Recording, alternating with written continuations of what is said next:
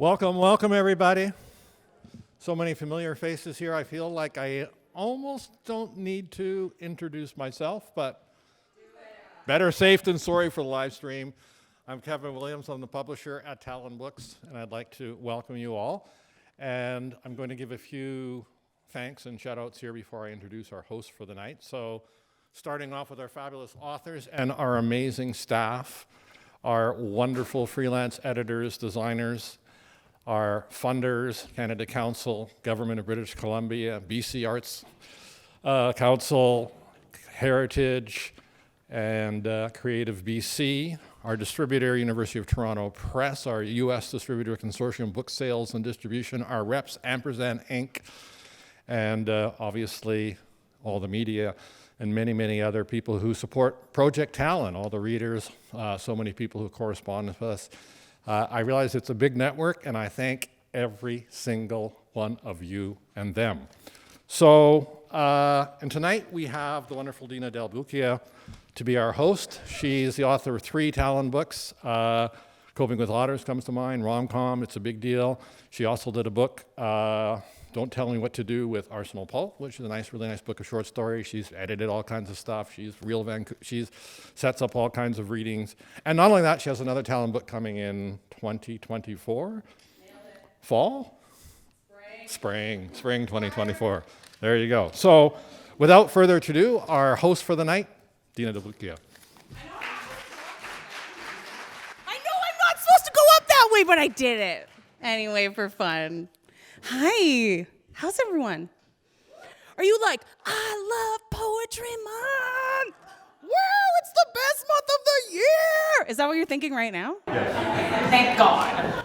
Because otherwise, I would cancel this event and we would have to leave.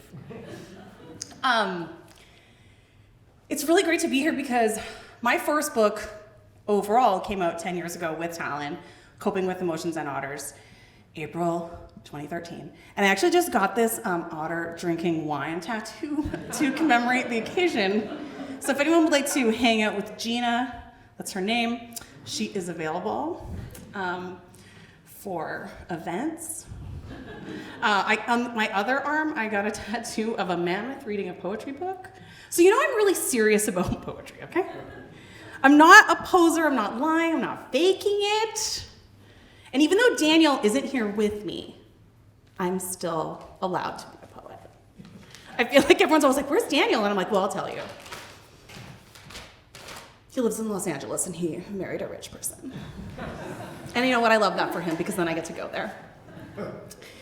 So yes, I'm Dina Del Bucchia. I will be your host for the evening. I'm very excited to be here. I do want to acknowledge that we are on the unceded territory of the Musqueam, Squamish, and Tsleil-Waututh First Nations. I also want to say that today there were a lot of unspeakable acts committed by the Vancouver Police Department on unhoused people in areas where many Indigenous people live. And I hope we can all... Yeah, it's garbage. Oh my God, that's so terrible. I hate it.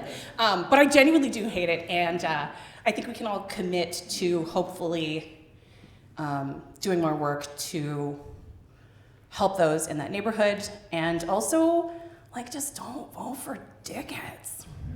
Like, that's literally the least we can do. No, dickheads in office. I don't care for it, and I don't want to see it. But moving on. We don't just have poetry tonight. We have fiction. We have drama. We have butts. Just kidding, that was a little addition by me. We also do have poetry though. So anyway, you're probably tired of this. You're like, get to the real deal. So I'm gonna start introducing our amazing readers. So the first person you are going to get to experience this evening is an award-winning playwright and actor, Lucia Frangione, whose work has been called bold and courageous, and is also one of our most consistently interesting playwrights. This is such a great quote. Intellectually and theologically sophisticated with a strong dose of eroticism, and a nice sense of humor. And honestly, what a perfect pairing of things to be said about you. Her work has been performed on stages and screens all over the dang place, as she has herself. And with her novel, Grazie, she is giving us a great and spiritual story of transformation, forgiveness, and accountability, for which I think we can all say, grazie. Please welcome Lucia.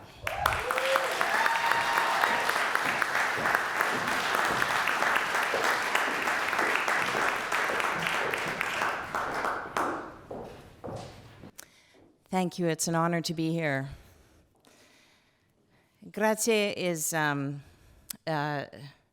told through 4 different voices. Graziana, who is the first person I'll read from, and her daughter Hazel, Hazel's grandpa, Herman, who she calls Grumpy. And then the 4th voice is Ivan, the biological father who has died and is now with the beloved. Here is Grazie.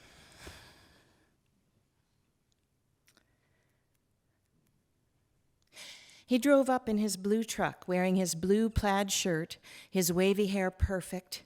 How can his pants not even crease when he's been driving for 4 hours? His tone was even, but she could tell this was an effort. I'm sorry you seem angry, Herman, but I'm not mentally well. Oh, I'm not angry. Never mind me, I'm fine. What I don't understand is why you can't even speak to your own child. She's only 7 years old. I don't care what kind of nervous breakdown you've had.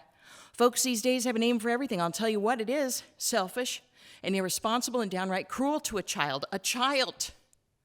What kind of lasting damage do you think that kind of neglect does to a little girl? And now I find you're not even at the Peter Lougheed Psych, but out here on holiday at a lovely B&B. Crumple, crumple. Stay awake, stay awake. She tapped her hands on her thighs in a rhythm. Tap, tap, tap, tap. Herman snapped. What in tarnation are you doing? I'm talking to you. You what? You're just being dramatic to make yourself look crazy. Tap, tap, tap, tap. He looked away, annoyed, shook his head, crossed his arms. Tap, tap, tap, tap. I tap to stay in my body. It helps me not black out. Okay. It's a technique. Tap, tap, tap. He watched her out of the corner of his eye, resigned. Listen, we don't have to talk about all that just yet. I'm not here to have you flipping out on me again. He watched her tap. He looked away. Nice house they have here. Tap, tap, tap. Graziana, I don't want to set you off or anything, but maybe you could just tell me whatever you can. She took a deep breath. Ivan Vidal is Hazel's dad. Herman set all of his crockery down. After a moment, he said quietly, well, the way you reacted to the picture, it got me wondering. Now I look at her, Hazel does resemble the guy, but I never put it together before because, well, how on earth did you end up with a creep after all these years later? Why? What possessed you? She straightened out her spoon and fork in a perfect line by her plate. Herman sat back. You don't have to tell me. She smoothed out her napkin. She put her hand back on her thighs. Well, Herman, he showed up at the bike store. It's a long story, but the short of it is Hazel is the product of rape. Herman's eyes got wider than they'd probably ever been since birth. He pushed back from his chair and stood up. He went down the stairs and headed out the door and down the hardscrabble road.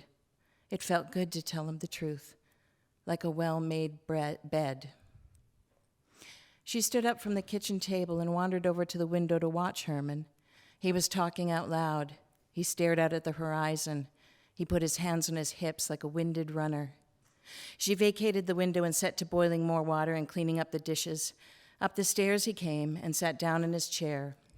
He looked as though he was about to say something very official or maybe cough, but he remained mute. His eyes reddened. At the loss of knowing what to do, she simply said, "Sorry."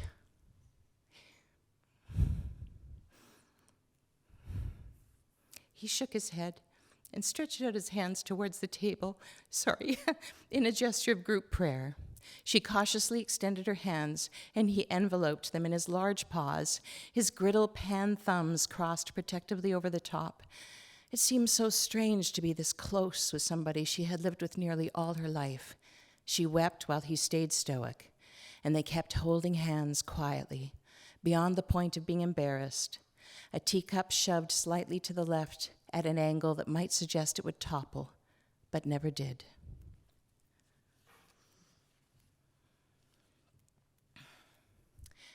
Herman.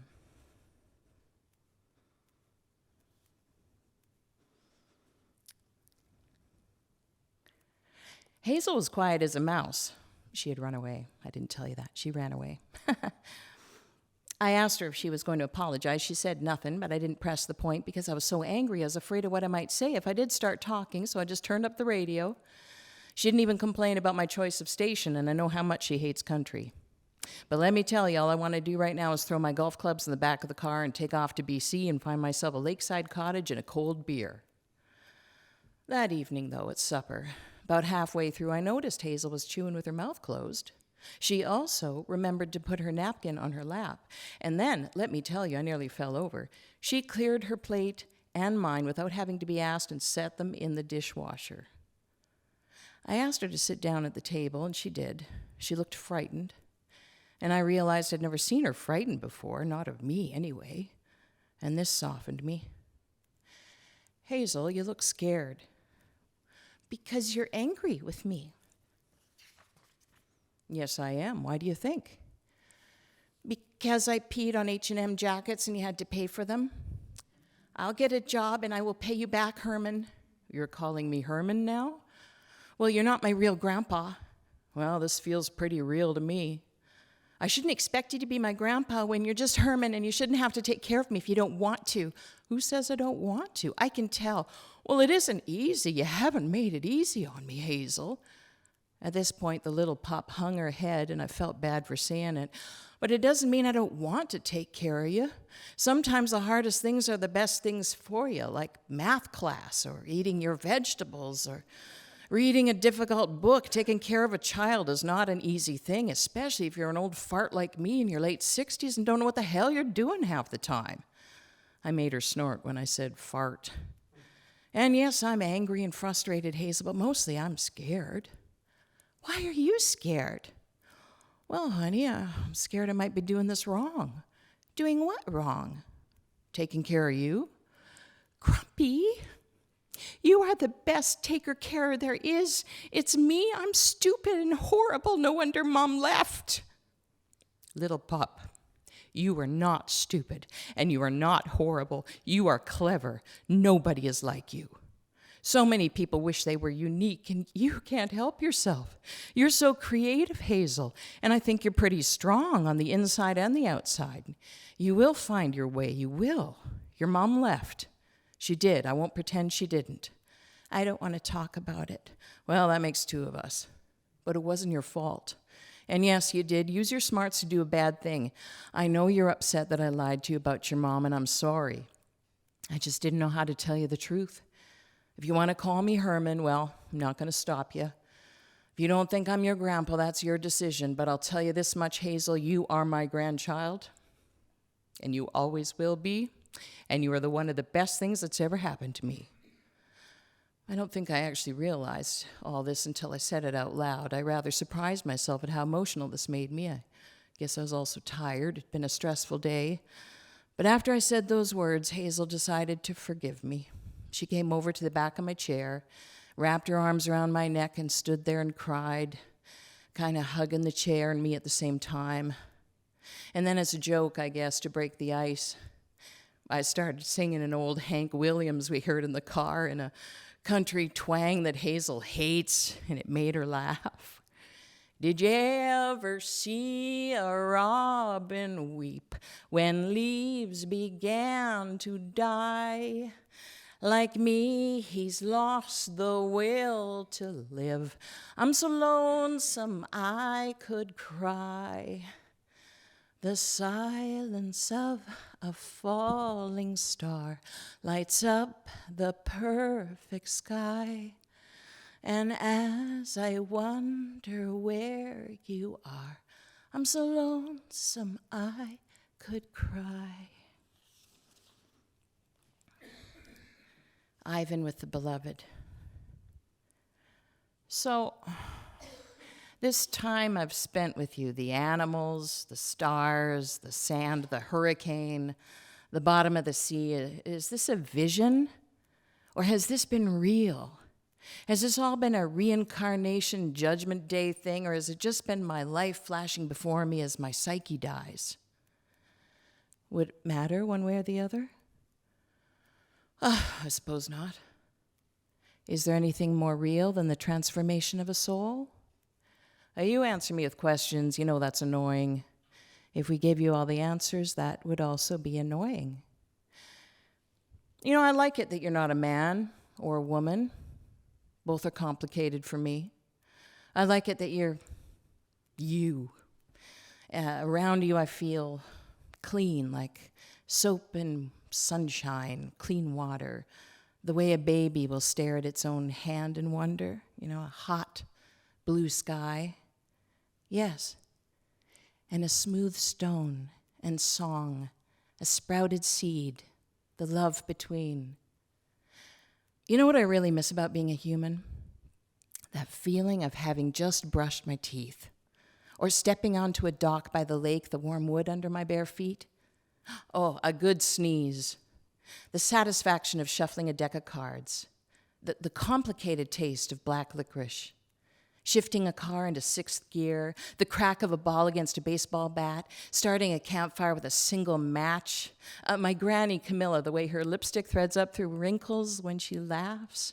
The efficiency of a 10-minute nap. Singing, even though I'm not a singer. Watching LeBron James do a two-handed dunk. Christmas lights. Times, dates, to-do lists, the smell of waffles, holding a baby duck. Thank you.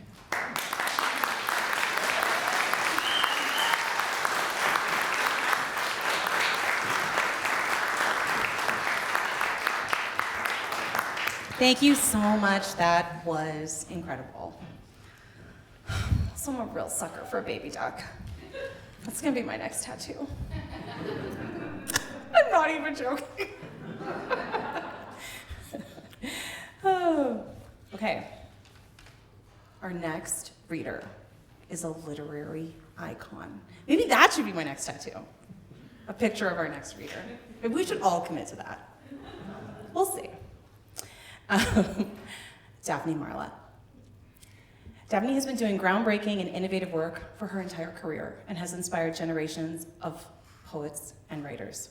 She's committed to exploring the varied and rich local history of the Lower Mainland, and it seems she can write anything, which she proves yet again with her new work, Shadowcatch, a chamber music libretto. In a review of her book Liquidities, Tanis MacDonald writes, Marla captures the strange shifting urgencies of Vancouver, noting all the while that which has not changed and remains stubbornly and importantly central to the city. Its First Nations and Asian citizens, its forests and rivers, its heights and depths, its harbors of industry, and their attendant disasters. Please welcome Daphne. Thank you, Dina.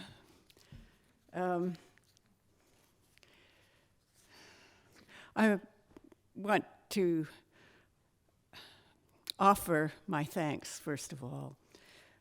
Deep gratitude to Kevin, Vicky, Spencer, and everyone at Talonbooks for publishing my work through all these years, and now for bringing out Shadowcatch, a first libretto for the press. In particular, heartfelt thanks to Katrina for her editing expertise and the many extra steps she took to ensure all this book's supporting historical material. Also, my delighted thanks to Les for the striking cover he's designed. Shadowcatch is a Vancouver chamber opera inspired by one form of the lyrical tradition of Japanese no theater.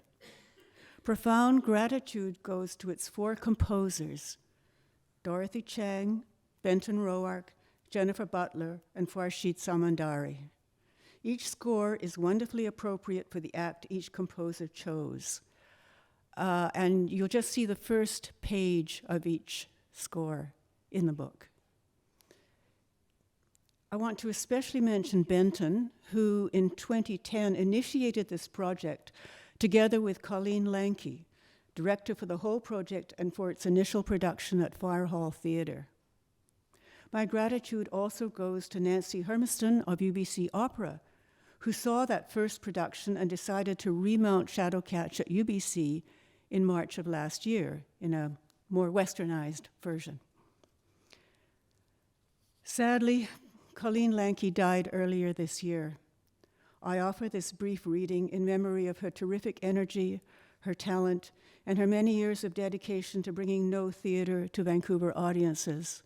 And in fact, I saw one of her productions right here in this room many years ago. Not that many years ago. As this may well be my last book, I'm delighted to go out on a no-inspired work that delves into the history of this city's first park, Oppenheimer Park in the downtown east side. Each act features a spirit from a different part of its neighborhood history, a spirit who visits a runaway boy trying to sleep overnight in the park. Most people no longer remember Oppenheimer was once a thriving forest, or that in the last century, it was the heart of what was known as Nihonmachi, or Japantown.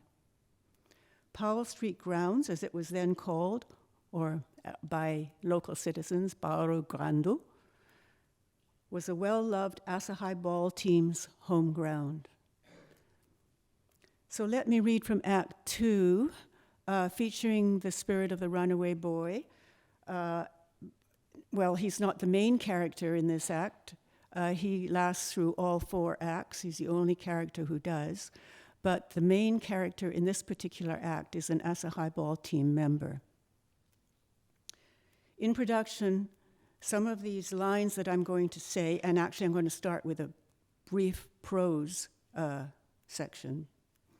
Some of the lines would be chanted by the G or the chorus, alternating with the shite or main actor. Here, the Asahi player. One line from what I'm about to read, well, a couple of lines are uttered by the runaway boy, the waki.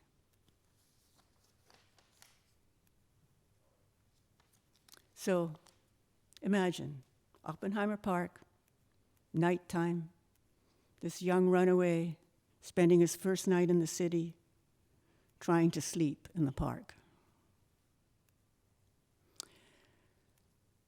Somebody who looks like an elderly cleaner comes along, picking up things with the kind of stick you use for picking up trash on the ground, and accidentally stabs the boy's pack, or seems to accidentally. Look, I find a place to sleep, then you come along and stab my pack. Why don't you work by daylight when it's easier to see what belongs to people? What belongs, you say, and to whom? We thought Paolo Grande was ours.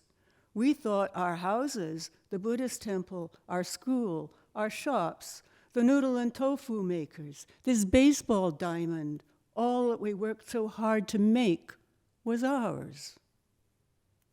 Then Pearl Harbor happened, and overnight we learned none of it was.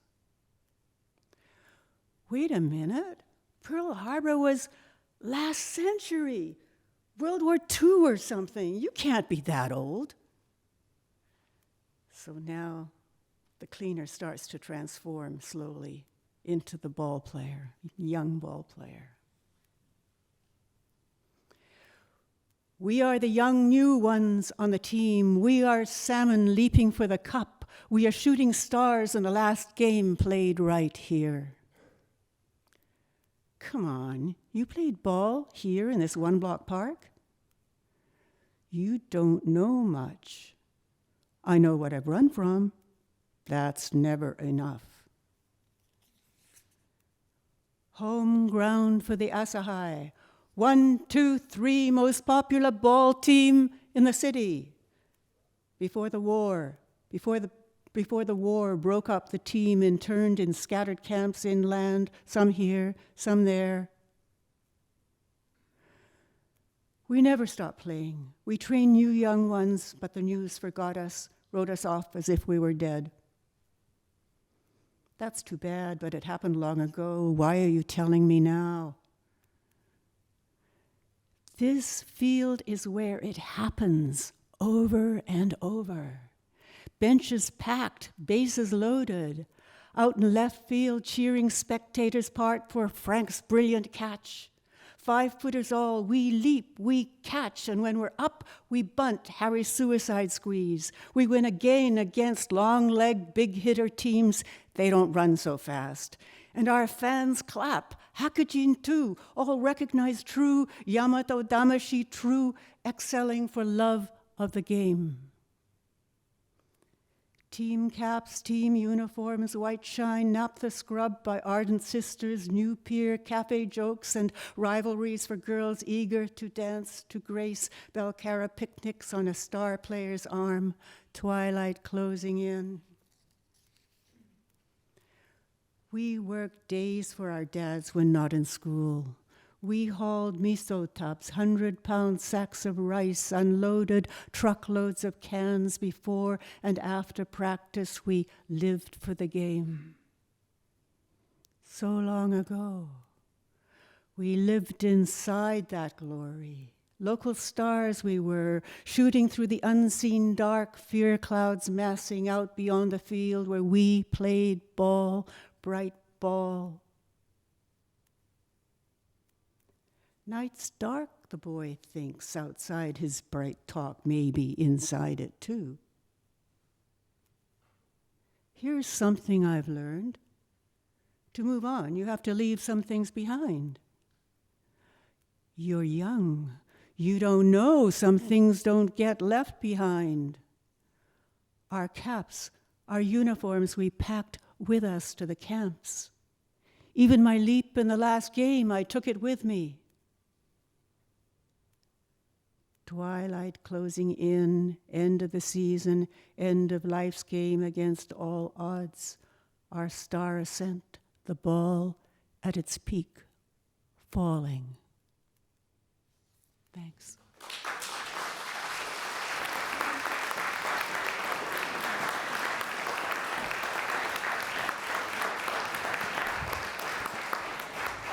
That was incredible. Thank you so much, Stephanie. And I said that I wouldn't get a tattoo of her face. She made me promise. Pinky sweared. I promise.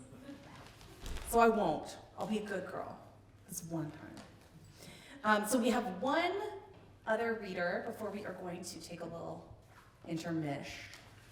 A couple weeks ago, I was teaching a class and I came into the classroom on time, but the other instructor was there and said, "Oh, I'm gonna leave and just give me a few moments." And I said, "Yeah, no press." And he was very upset that I said that. He was really mad. We kept saying, "What's no press?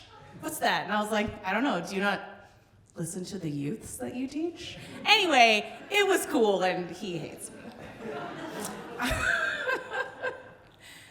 I'm really fun. Okay, let me get my papers in order again. Sorry I had to tell you that story. Or am I? Hard to say. Okay, we're also closing out with another literary force, which is very exciting. So yeah, after this, you can collect yourselves and take a little break. So another literary force is here to launch our book tonight, Sharon Thiessen. Writer, editor, critic. She has edited multiple things, like so many things, that I, of course, didn't list them all because that's what Google's for.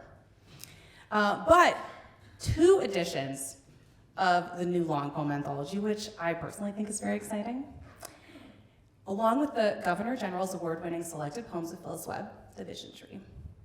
She's been involved with multiple literary journals and has taught many young writers. I just think anyone who's teaching young writers, as someone who just did it literally and ran over here immediately after, huge kudos to you. No, they're the best, like, they're so precious. In a review of a previous collection, this quote, "Thiessen writes beautifully and humorously of life on our planet," and I agree, and I honestly wish we would all sometimes write a little more beautifully and a little more humorously. So, strap in for Sharon. Hello, everyone. Thanks for coming out. And I'm very happy to have this wonderful collection. I say wonderful because it still astonishes me that it's here at all. It's a selection of my longer poems from over 40 years of publishing. And the idea to do this, amazing, and again I say amazing because I can still hardly believe that I'm holding this book, is I have to thank Aaron Moray, whose idea this book was, who was so encouraging as we put it together. Refabulations contains work from over 40 years of writing, but not in chronological order. Aaron saw it through from start to finish. Aaron in Montreal, I'm in Kelowna, Katrina is in Vancouver. And I have to thank Katrina for her editing conscientiously the book. And thank you, Aaron, for your work on this and for your beautiful introduction. And thanks to Talon as well for publishing it.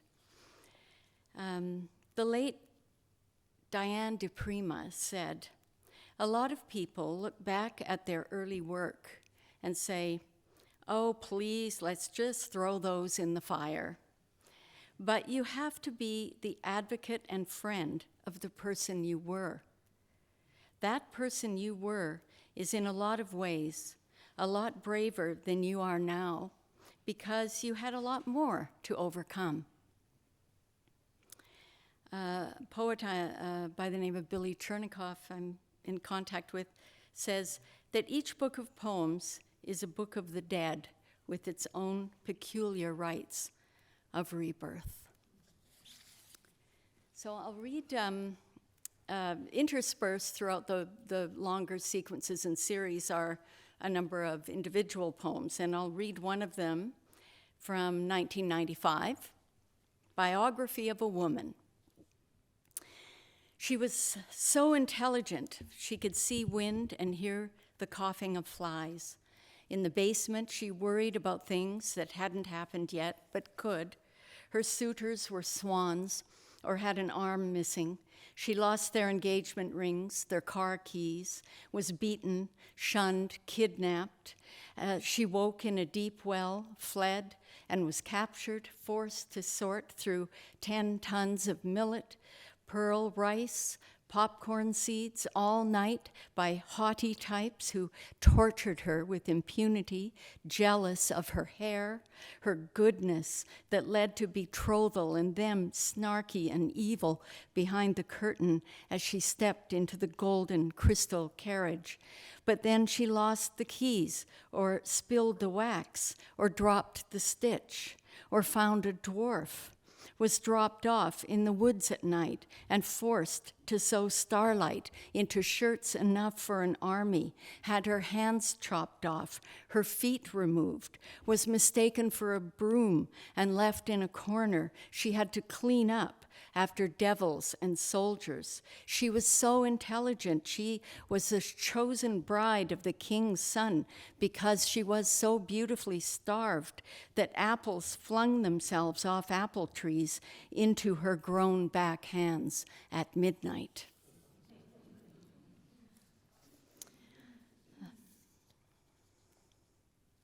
And for some reason, maybe because of what Daphne read, I want to read the very first poem in this book, After Roy Cayuca's Funeral. I take a kitchen chair out to the front porch and stand on it to reach the light, encased in amber bubbled glass, which has to be unscrewed in 3 small places. The screws are brass, stiff, unused to suffering, Then the 40-watt bulb comes out and in goes a 100-watt bulb. The amber casing back on with its old, cheap bracing screws. Now my visitors. Now the path is lit farther out and the way in brighter, bigger. I used to get jokes about that poem. How many poems does it take to change a light bulb? Poets have. Okay, I'm going to read two shortish little sequences I can find here. This one is called From Toledo, and it was never published in a book. It was published only as a chapbook by Barry McKinnon's Gorse Press up in Prince George. From the 12th to the 15th centuries, versions of El Cant de la Sibila, the Song of the Sibyl, were performed in cathedrals throughout the Iberian Peninsula at Christmas matins, most often by a boy dressed in a tunic, oversleeves and gloves, and sometimes wearing a wig and a, quote, hairy tail which gave him the appearance of a mermaid, unquote. The Sibyl was often the last in a procession of the prophets, bearing witness to the day of judgment. An autumn flower arrangement arrives, light rain pestering the garden, falling into brown decay until spring, that far-off moment. The song of the Sibyl blew into the cavernous cathedral as I opened the door to a woman delivering flowers. I had just unrolled a mauve shag rug downstairs, loops of wool I could slip a finger through, wed myself to a carpet groom, and me a cloth person clad in sweaters and fleece, feet submerged in fluff. The Sibyl laments the day of judgment, the splitting and rending of the earth like a piece of old blue cloth in the hands of wrath, puffs of dust rising from the rip lines. From Toledo, the Spanish town in whose cathedral the Sibyl sang, I have a pair of golden scissors inlaid with a scrolling pattern. The cathedral, one of many we saw that year, that decade, the decade of the pewter goblet received for years of service at work and stored in a cupboard in its lizardy protective case. The Sibyl's song takes me to poetry, that coughing sister, the one in bed using up her sick days. A soft old cloth folded and warmed in the oven is pressed to her Vic's slick chest, a benediction. Imperial trumpets announce another verse. We steel ourselves for more bad news. The pewter goblet, for years of service at the blackboard, diagrams the soul's journey, so to speak, with spirals and connotations. I defend the meaning of texts and would like to say that all interpretations are a matter of possibilities, endlessly recycled within the one possibility. The flower arrangement is set on the table. Dark reds, deep yellows. Another refrain cites the end of the world, the terrors of Judgment Day, the splitting and rending, the wishing one were dead, and finishes with the sound of a bell and more trumpets touting their own representation of pagan intrusions, pagan self-esteem. We can't be too walking on eggshells when it comes to the Sibyl, a boy in sleeves and gloves. He emerges, sings, leaves the scene or is absorbed in the many voices of the people. Her, his mantilla, cloak, jewels, gown, the cloth at the waist are a folded dimension aslant her sightlines.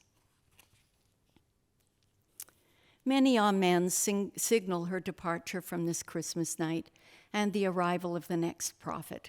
We've been waiting a long time. Now the newer music, the variations, the furrowed interpretations. Now the standing up once more, the trouble of coats and boots, someone coughing, the tired choir, the awaited moment. its shine. I'll leave it there. Thank you.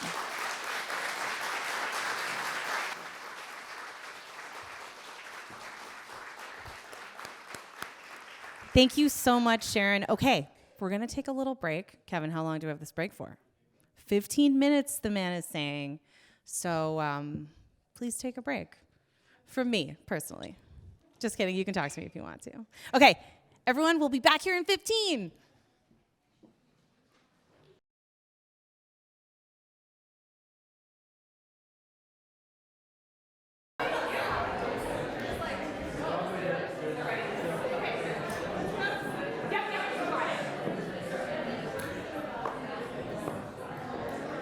And we're back. Okay, everybody. Now, before we start the second act, someone from the first act would like to come up and join us for a brief moment. Lucia, please come. Please come to this microphone. I didn't know I could also talk. It's my first reading. This is my first novel, and I just wanted to thank you. I wanted to thank Talonbooks for publishing it and taking a chance on me with my first novel, and to Kara, Charles, Katrina, and my friend, dear God, help me, Karen for doing the editorial work on it. Thank you. What? Who else? My husband. Now I'll get laid tonight.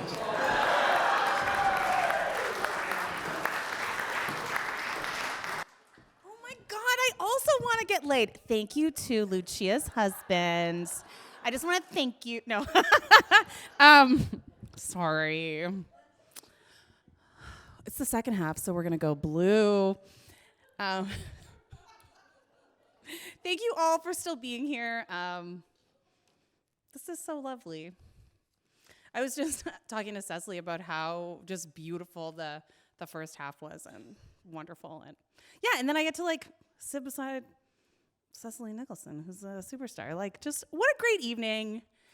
No complaints. Let's get going. Oh, these are the old papers. Ugh. Get rid of them.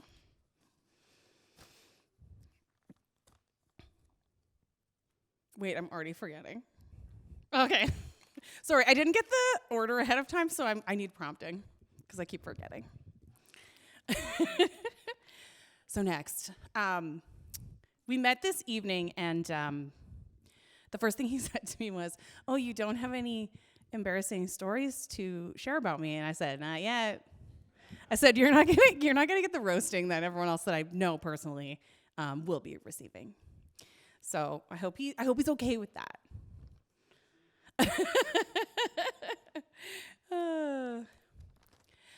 Writer and photographer Ray Kolewe. You told me it correctly and I said it wrong. Say it again. Kolewe. His books include The Absence of Zero, Inspecting Nostalgia, and After Letters. His new collection is here. A beautiful stream of consciousness, broken, long poem. Have you ever heard more beautiful words? That's what I love to hear. Oh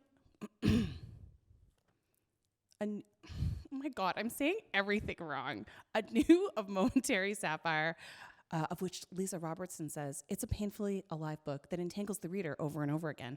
Get ready to be tangled.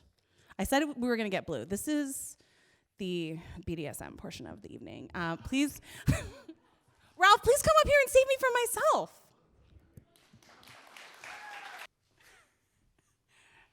After that, I don't know what to say. This is actually, I'm sorry, there's no bondage in this book. I mean, we can talk about that later if you like, but Dina, we'll see what happens. But no bondage. It's just a lot of words, and a lot of people to say thank you to, some of whom are in this room, everyone at Talon, Kevin and Katrina, and everyone else who worked on this book, Les Smith's amazing cover and internal design. I was saying to him earlier, of all my books, I think this is the most beautiful of them. Never mind the content, just the design and all that. Yeah, it's kind of 3 long poems. So we're on a long poem night tonight after Sharon's amazing reading, and her work has certainly been very important to me. So, although this is very different than anything she's done, hers is much better. So yeah, there are three long poems in here. The first one is actually sort of a Lent poem, and it's almost the end of Lent for those who practice, which I don't. So we'll avoid that poem. And then the second part is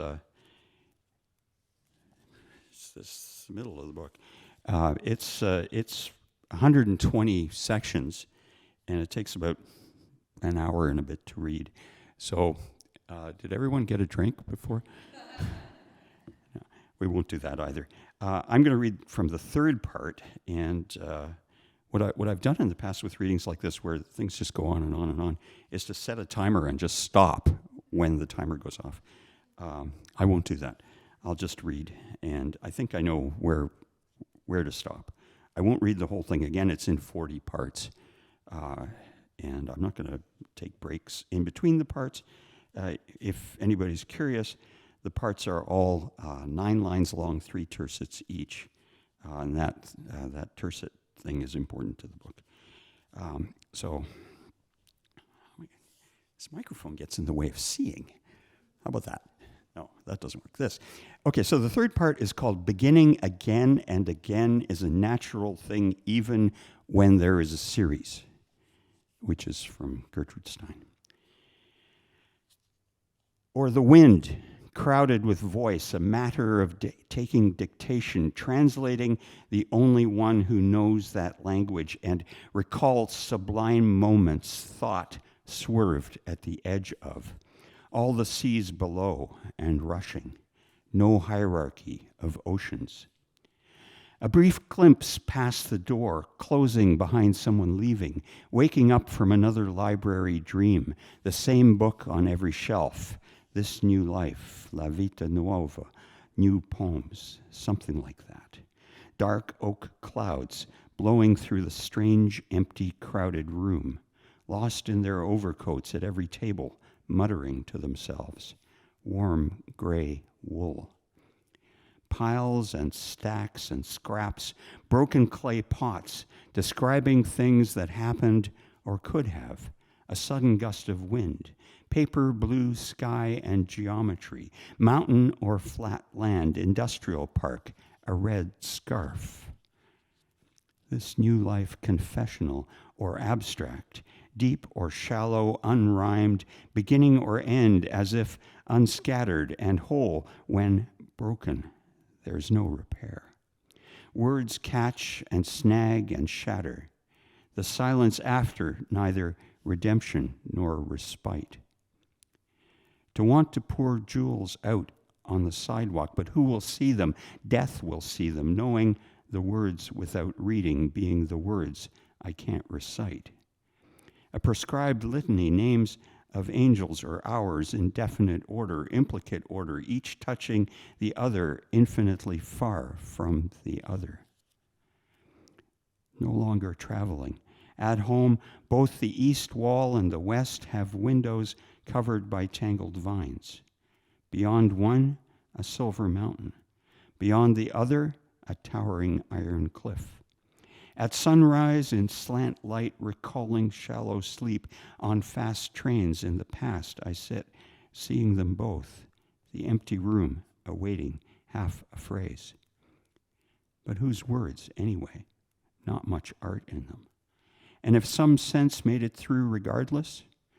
Orpheus coming up the subway stairs, Spring Street again, raining again, still seeing Eurydice fixed in imagination unchanging and eternal, always at the edge of ending endlessly. Of course, you have to change the names. Temptation to escape into ornament, archive, embroidery, the brocade of sky or palladium, places spread out, a cloak or a bedsheet, like gray wool a bit moth-eaten, crumbling into white. Where did they come from and where did they go?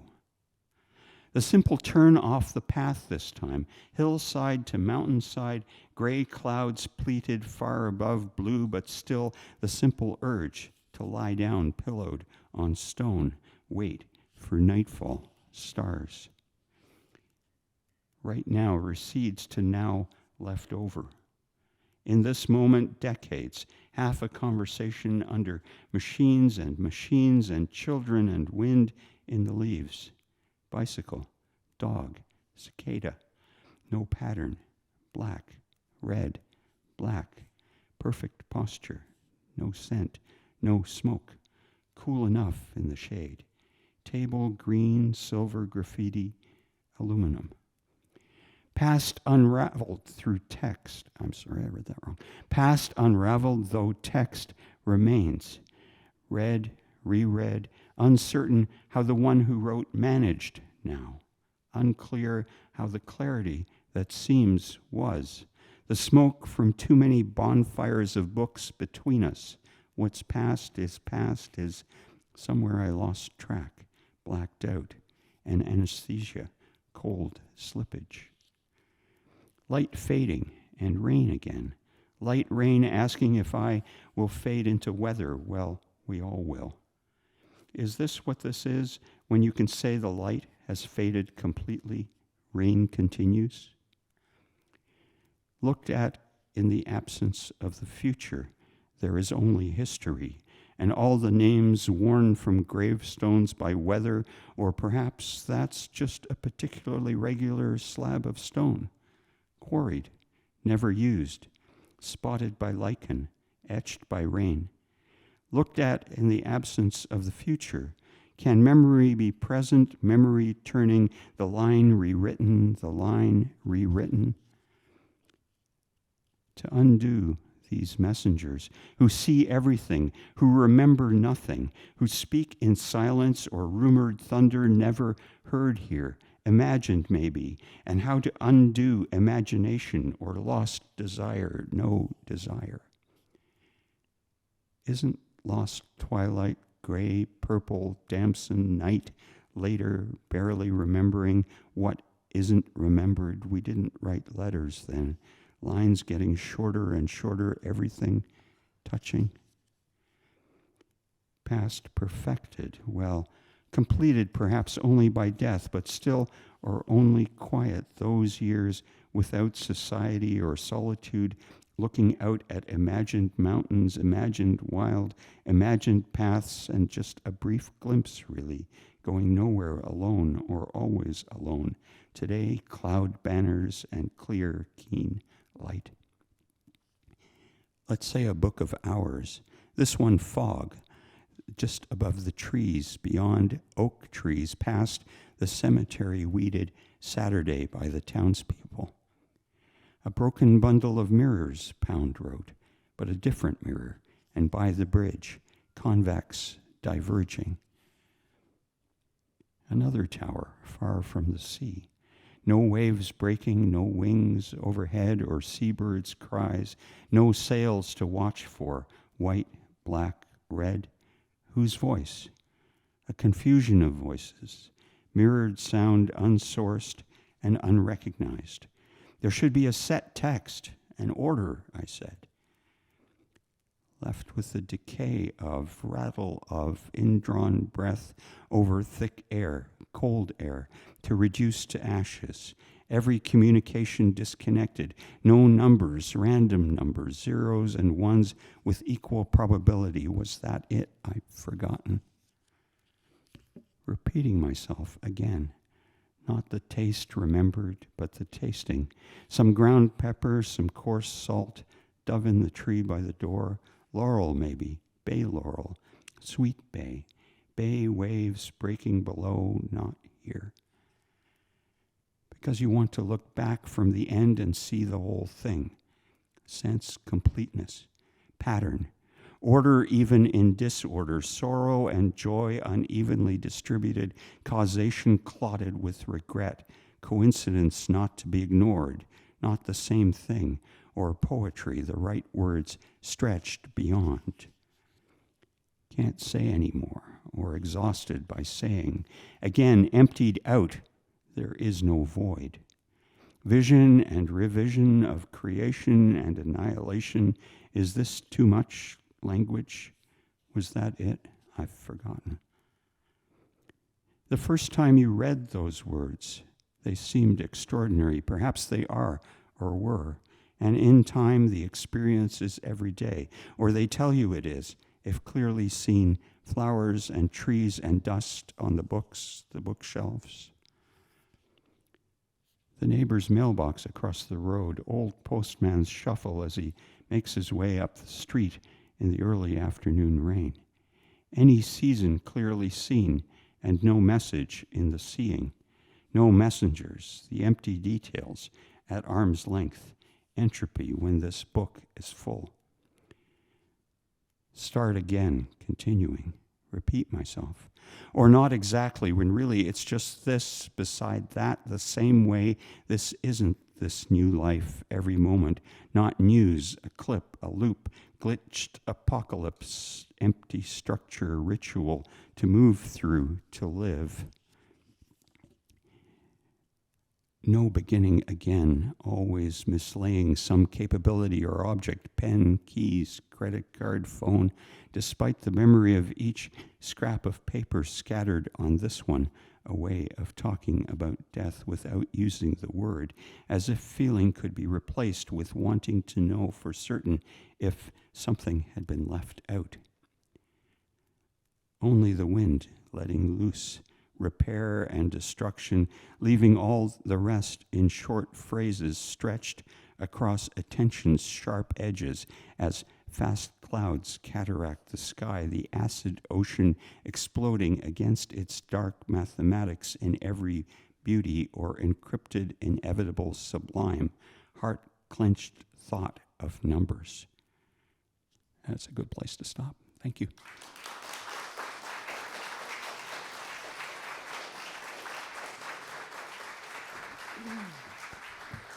Thank you so much. That was beautiful. Yeah, I love this. More long poems, please. Okay.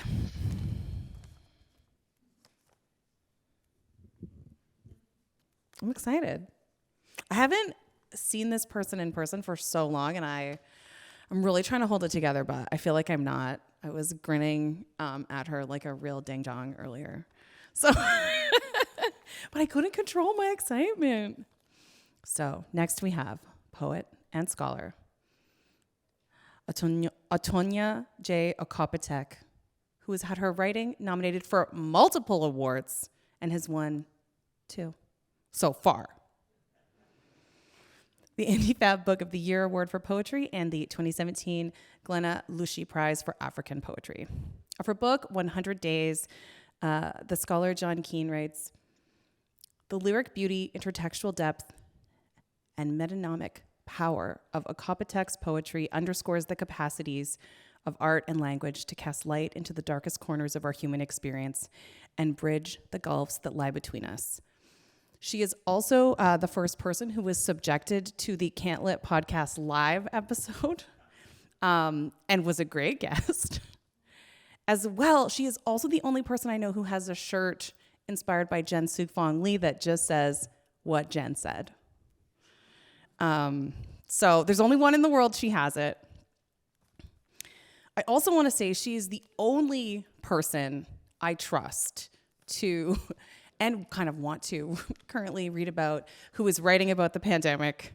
So I am extremely, extremely glad that she chose to in Song and Dread. So come on up here.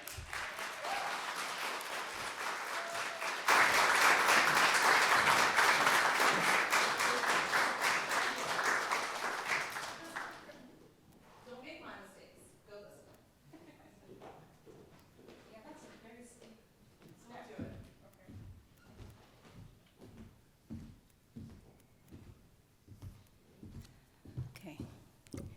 Hello, everyone, and thank you for staying from after the break. It's really an honor to be here. I moved out to Ontario in 2021 after living here for 3 decades on the land of the Squamish, the Tsleil-Waututh, and the Musqueam people. And I can truly say that it is on this land that I learned to think and be and write. And so even when I make my land acknowledgements in Kingston and say I'm on the land of the Anishinaabe and I'm so tired, I can't remember. Anishinaabe and who? Let me see. Hey? Haudenosaunee people, yes. Even though I orientate myself there now, it is here that I learned to be who I was, so I'm grateful for this place. And I'm really grateful to have this book here because I'm finally a member of Talon. What?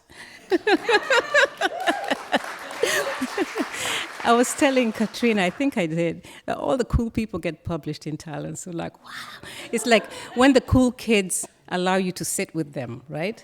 That's how it feels.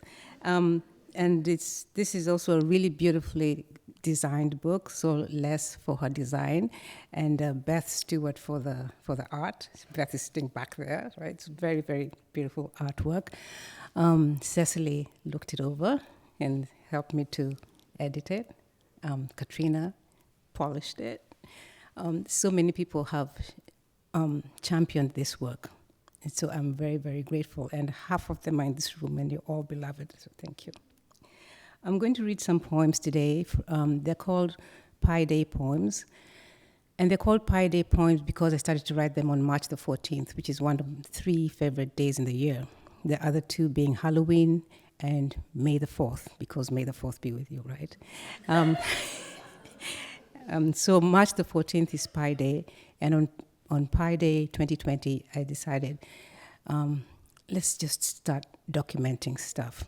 And so these poems will not be new to you because you will have, some of these will come back as memories. They're mostly documentations, recordings of what I heard in the news. And in those days, I got all my news from Google News.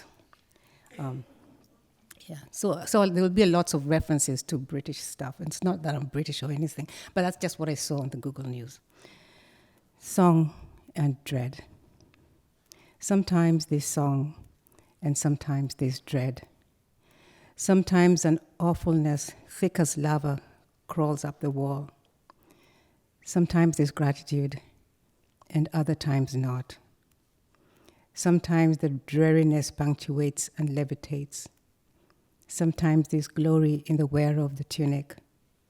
Sometimes a halo or a cloud. And sometimes there's music there. Pi Day 1, March 14th, 2020. Here we are, straddling the yet, because after this, we can't reclaim innocence, and after this, there won't be comfort in not knowing. Pi Day 13. Last night, weighted footsteps, weighted footnotes, dragged me through sleep, footnotes as foundational, as creep, as notice board, as conversation dump, traditional, hefty, like this morning. The account of the black woman in Britain whose husband was told that she was not a priority, and she died. She died. She died from this thing. And now him still at home with his diabetes and her body like a footnote. Pi Day 14. Today, an impossibly bent over tree seeks my eye. Skeletal branches budding, this is the season. Deep yellow forsythia, this is the season. Blue-gray, white cherry blossoms, this is the season. In Kingston, spring is not even an idea yet. This is also the season of large pink magnolia petals like tongues against the sky. This is the season. There has been a before, and there will be an after, with or without us on these lands. Pi Day 21. navels begin to creep up towards the sternum. Most people won't notice because they are drawn to the numbers on the screen, because they're stupefied by the facts, because they have left the solid of their bodies and now they leave no footprints and cast no shadows either.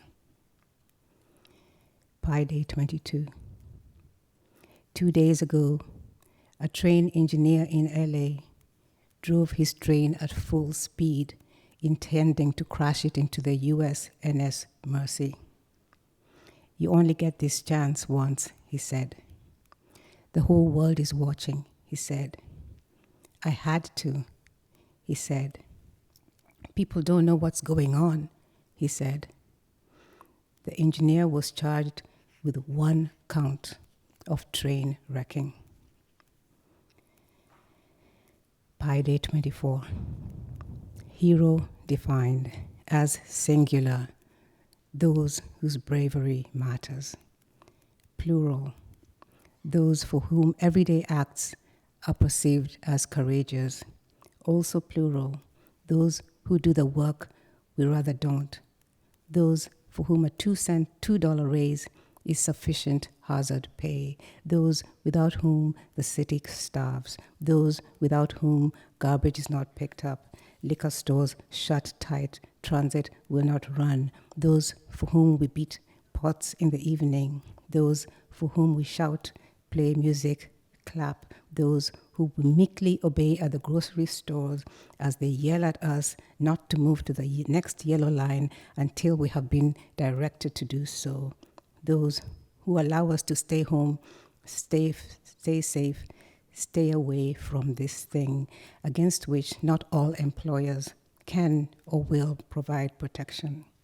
Because we deserve to stay alive and they deserve the hero worship, and we need heroes now more than ever. Archaic for hero, who are youthful, muscular, and wear capes. Pi Day 28, I like this one. Some thought that sports commentators might be out of work. Remember, there was nothing live anymore. The general trend from the United Nations is that the UK and US is still more deaths every day than the last, and Japan joins the death track chart, and now Italy, and now US has cut straight through Italy's curve and is on course for the highest death toll globally. Within 5 days, Australia is looking promising, UK parallel to Italy, Indian infections picking up speed after slow early pace. Number of cases in Spain surpasses the 150,000 mark. The commentators have found a new sport. Pi Day 29. This one is also taken from the headlines. Headline, UK Prime Minister Boris Johnson, having led the anti-immigrant Brexit campaign, is being treated in a hospital system where 8 UK doctors who have died from coronavirus were all immigrants. Headline, UK coronavirus live, Boris Johnson continues to improve. Death toll rises in England, Scotland, and Wales. Headline, Downing Street says UK Prime Minister is in good spirits after third night in intensive care. Headline, doctor who warned Boris Johnson about PPE dies after contracting coronavirus. Quote from UK Prime Minister, more families, many more families are going to lose loved ones before their time. Pi Day 32. This was fun. A woman says, it would be a shame to stay at home and let the government tell you what to do. Not everyone drank the Kool-Aid. The man alongside her says, look at all the people, he says, here for a march against tyranny, he says, to show the world, he says, that we're not okay with unlawful lockdowns and quarantines, he says. Not everyone drank the Kool-Aid, he says again, on another lovely day in Vancouver. Pi Day 34. After this one, I'll just read one more, and then I'll say thank you. We're far enough inside this thing to remember when it was passed on through travel.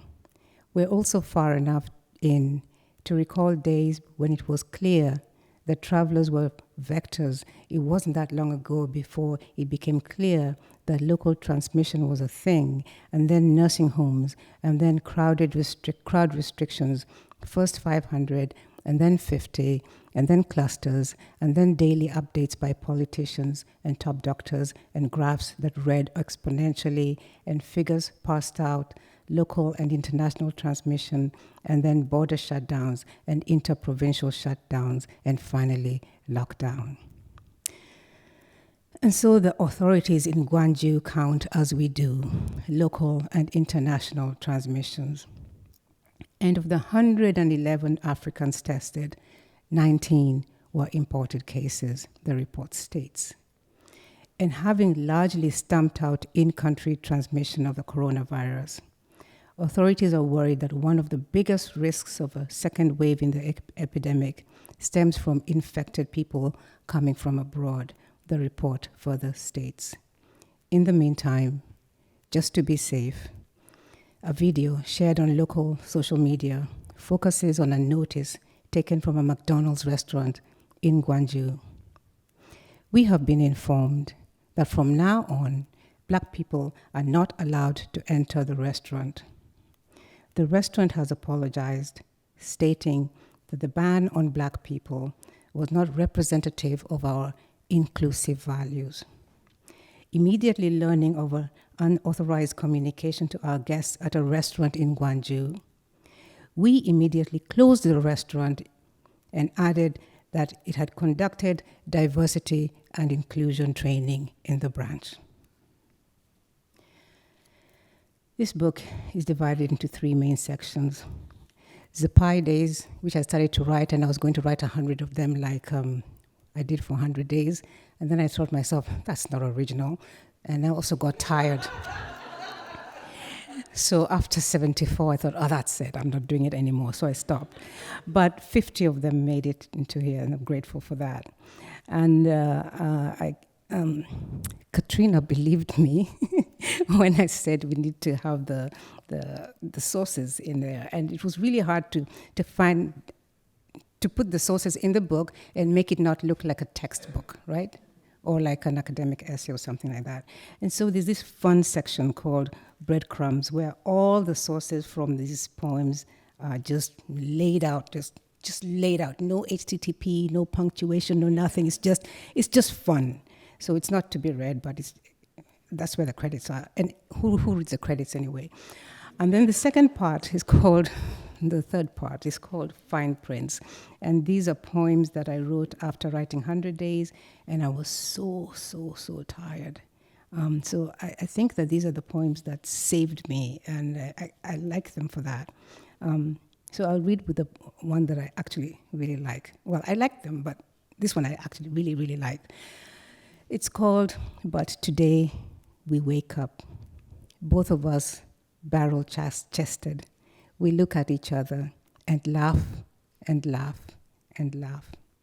Funny that both of us have lost all evidence of youth, and we laugh until we ache. And then it becomes clear that our belly muscles, the ones that used to hurt from laughter, have now relaxed and opened. And now we have more space for grief. And now we know each other more as containments for so much more. Thank you very much.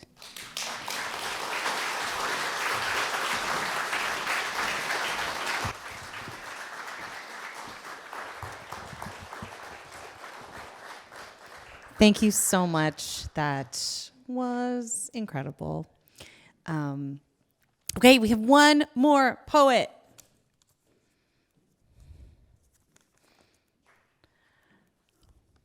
Okay, so way back in 2013, when my first book came out, I went on tour with this poet when she published Dog in the House, also with Talon. And I just want to say we've done karaoke together, and I think truly that is the only way to build literary community. So let's do more of that. We had an incredible tour. It was super fun. But, I mean, I'm sure you have your own memories, but yeah. That first karaoke night was quite spectacular. Oh, okay. Wanda John Kewen is here with her new collection, Spells, Wishes, and the Talking Dead, which brings her keen eye again to the brutal damage of colonialism, but also the unrelenting power of resistance and the strength in truth. As it says in her bio, Wanda has published poetry, children's books, graphic novels, and a middle grade reader with hopes of reaching others who are trying to make sense of the world around them, especially if they think they come from nowhere and don't belong either. And I really think she always does just that, and I have always felt great in her presence. Wanda, please come up here.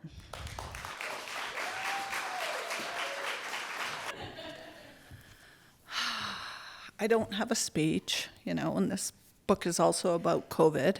Just kidding. I just felt sort of like, I don't have a speech. What am I going to do? So I just kind of fly by the seat of my pants all the time, which usually works. That's why I have books published, I guess. I don't even know what I'm going to read. But this book came out of COVID, actually. Well, no, sorry, it didn't come out of COVID. It came out of leaving a job that I was not happy in. It was a job that was sort of, dulling my spirit. And so I went to the doctor and I asked him, I said, I need something for my depression. He's like, well, what are you depressed about? Well, I don't want to wake up. I just want to, deal with the things I'm dealing with. And I said, I also need something to sleep. He's like, well, why can't you sleep? Because I'm thinking about my job all the time. He's like, well, quit your job. So I did just that. And I went back to school and got my MFA at UBC and had Dina as a teacher in my comedy class, so that was fun. That was amazing. So I don't even know what I'm going to read. I wanted to write this book because I felt like a fraud being a poet in not even my own language. So there's some Korean here. And I wanted to break the rules of syntax and grammar and all that. And so this is it. And I'm not even sure what I'm going to read. Let me see. So this one is called There's No Awasasak Here, which means there's no children here. And it was written after the children were found, 215 children, and I was staying with my daughter at home. And I felt like a wave of grief because I was like, I'm here with my daughter. I get to be with my daughter. And I just thought about how many people couldn't be with their kids, and I was like, so there was some grief there. So it's called There's No Awasasak Here, which is there's no children here. Saskatoon berry juices, run down, silky smooth sugar grin, rounded, recognized, treasured, face dimpled in tang, smiles and grace. Tall grasses sway behind child's silhouette. Sun, steadfastness, devotion, and nimama. Tiny, muddy hands streak on mama's expansive width that has held many luminescent spirits in her wombiverse, never knowing the future and not longing to know either, generous with love like it was the only truth, and it really was. Skinned knees and mosquito bites, lying in cool grasslands, looking up at creator sky, trusting it not to fall, the only constant. Trusting gravity, trusting nimama, to always catch you when you fell and pick you up. And that was your story. Chestnut hair in summer, sun parted down the middle, nimama's creation, 2 braids freshly picked sweetgrass, turning, twisting, complete. Absorbed, steadfast sun who will always be there like Nimama, who knew how to braid hair because her Nimama braided hers, and that was her story, and her mother braided hers, and that was their story. Kisses upon satin Saskatoon-soaked face, soft callous fingers slide and rest upon trusting back. Shh, shh, like rain on empty teepee, like rain on empty longhouse. Shh, tanned skin like sweet ripened chokecherry, nestled next to mother, nestled next to father, nestled next to grandmother. Nestled, staring up at open skies into the night, admiring the sagging clouds that would always be there, deciphering the nehiao shapes in the sky. Wapos si pasqualmostus askipawa ne mama ne papa. Nukum mosum, untouched by treason, untouched by reason, to create new nehi away wind words. Poof, poof, poof. English. They cry for their nimama in English. They cry for their nimama in English. Mud staining the faces of the unborn, leaving a trail of smeared mud body grooved drags. Even the eagles cried and flew higher, and they stayed high. And the spiritually stripped followed suit, and they stayed high too. There's no awasasak here. Pressed flowers between waxed paper melted into colonial preserves of cell memory jam, hanging on by calcium-deficient fingernails and obligation. Trodden lost spirits, lifeless, oppressed apparitions disappear like smoke. Poof, there's no children here. So that poem, I was doing a class at UBC, and I was trying to keep my daughter busy at the same time, so we did that wax paper with the flowers in between, and we ironed it, and she thought that was just the best, and I was like, oh my God, really? So that came out of that. I still have that piece. I really don't know what to read. I'm just going to read this. This was more like prose. It's called Get Messy in This Moment with COVID on the Horizon. So this is me and my daughter staying home. And I often wondered, should I be going to school because maybe the world's ending? I'm just going to go to school anyway. So this is that time when we're trying to stay home and stay sane with my daughter, who is at home for pretty much 2 years. This moment in time, I sit here answering my daughter's questions over and over and over as I trail behind her, cleaning sprinkles of flour and grains of salt all over the floor left from her trying to make a dumpling in the microwave out of the mixture she made, which resembles Play-Doh. She asked me to try a bite, and I do, because at this point, seeing her disappointed face isn't on my list of things to do or fix today. It tastes like Play-Doh, and I imagine her petting the 2 dogs and the 2 cats before she gets down to business and needs a little dough ball the size of a small delicious plum. Only this isn't a delicious plum. This is a creation made by a daughter who is bored out of her mind, who is staying home with mom, 2 dogs, 2 cats, a gecko, and her older brother who stays in his room most of the time, even before COVID. I am trying to keep up with my schoolwork as we fall behind in hers, and still her smile as she makes herself a melted cheese sandwich in the microwave for the first time today, and just how proud she is as she hands me a small corner of it, and I bite knowing her hands probably taste like salt from the Play-Doh plum dumpling she tried to make a little earlier. I am in the same room as she does all this, and I offer spare words of advice I toss over my shoulder, and little watchful looks from my screen to her and her unicorn shirt. Like only 30 seconds, not too much salt, wash your hands, try not to get the flour on the floor, watch out, it's hot, and I declare I'll do the honors and cut the crusts off. Many times throughout her 8 years on this suffering Mother Earth, I have stood by the microwave watching the plate spin as her cheese melted. For some odd reason, my beautiful child likes to eat melted cheese, we call it. And it's not real melted cheese if it doesn't have 2 slices of fresh, soft white bread and processed cheese. Melted cheese is my usual thing, but today she looks at me typing like my life depends on it, and I really think it does.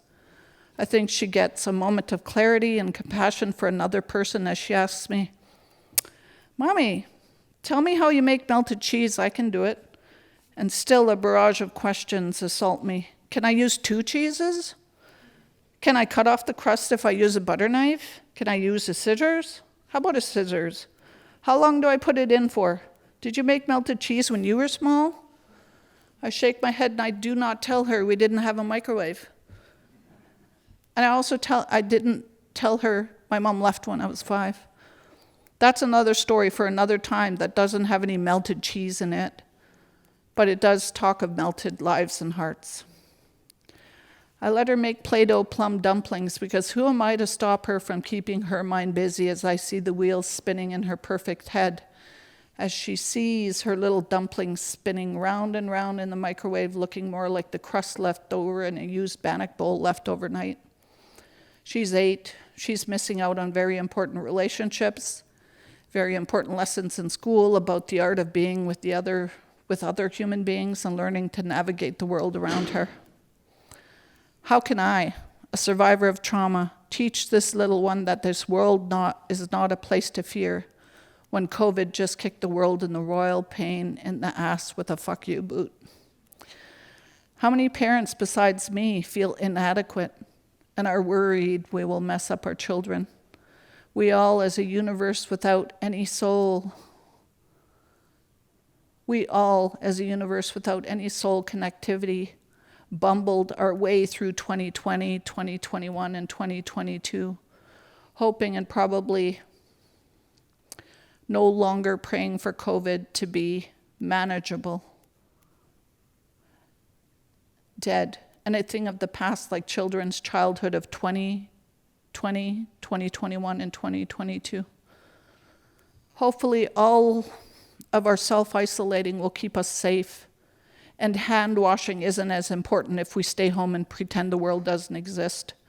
I say to myself and to no one in particular, except on this fresh page, I don't know if I can do it. Whatever else choice do we have as my daughter grows up, isolating because she must, and me isolating because I want to. We're like vampires in the night on our evening strolls to take our dogs to the park, avoiding people like the plague. So that one, I'm going to find a really short one. I don't have any happy ones in here, sorry. Let's see.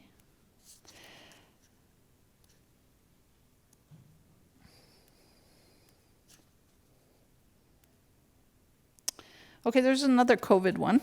Just kidding. Isolation with an 8-year-old. It was an interesting year. 2 years. Mom! Mom! Mom, come play with me. You have to play with me. You're my mom. Mom. Mom! Why do you always do homework? What about me? Mom, the cat scratched me. Mom, where's the cat? Mom, I'm hungry, I'm dying. Really? Hungry. Mom, can I have juice? Mom, my favorite time of day is lying in bed with you. Mom, let's tell jokes. Knock, knock. Who's there? Who's there? Who's there? Frog. Frog who? Don't open the door. You're scared of frogs. Ha, ha, ha, ha. Gulp. I think I would open the door to a frog and even kiss it if isolation went away. So that's isolation with an 8-year-old. Thank you.